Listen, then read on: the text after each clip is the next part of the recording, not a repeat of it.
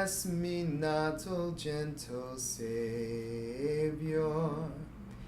Hear my humble cry, while on others thou art calling. Do not pass me by.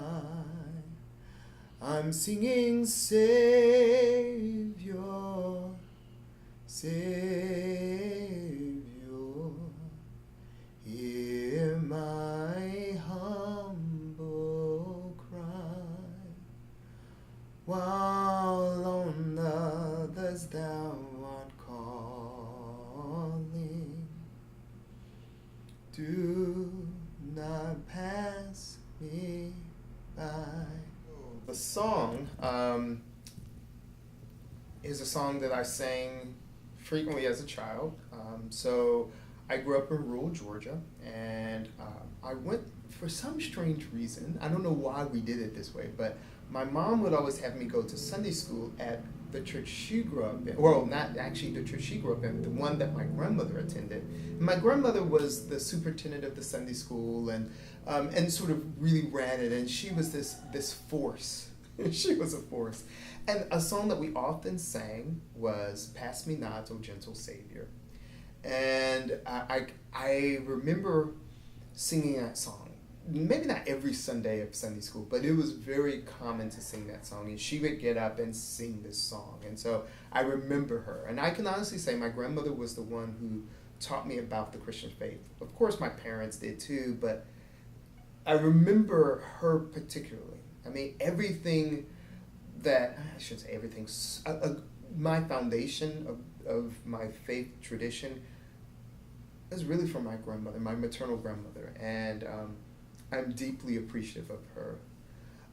So that's why I chose this song, because it reflects so much of who I've become. I've been here about 18 months, and it's been an interesting transition. And it's funny, I've had to depend on things that are my foundation, and my faith has been an important part of helping in this transition.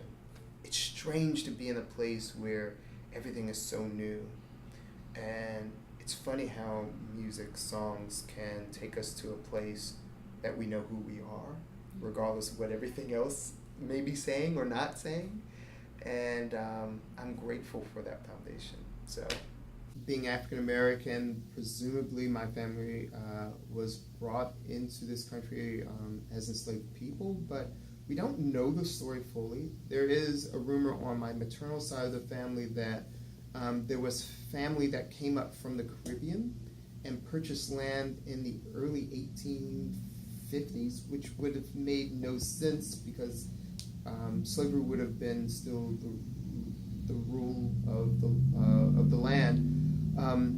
And so the dates may be off, and somebody should have checked this out. But this plot of land is still in our family, and we call it, the Weston Farm. And actually, my name has Weston in it, and so that place is an important place. But my family moved to the South. My grandfather's grandfather, evidently Jesse Weston Sr., was the one who purchased that land. The story is that he came to that place, but we don't know the real truth behind it. But my family had lived in the South since then. Obviously, people have moved away, and I have moved away, but that's what's home.